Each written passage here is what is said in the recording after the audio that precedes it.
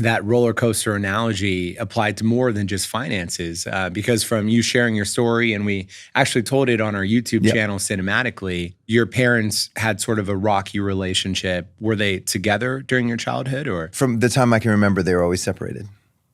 And both of them struggled with addiction, and I was an only child. I would kind of bounce back and forth between whichever one was sober at the time. And then when they weren't sober anymore, I would try and find the other one in sobriety, but there were times when neither of them were. So it was definitely difficult as a kid, an only child.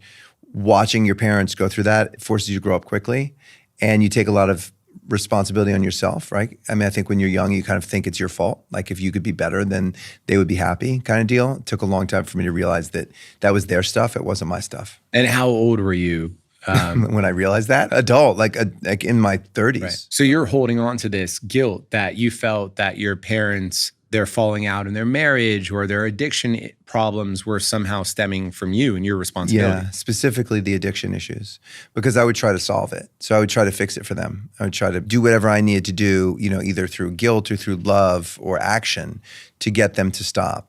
And when they wouldn't, I would feel like the only answer is that they're unhappy with me or they're doing it because of me, which I learned as I got older wasn't true.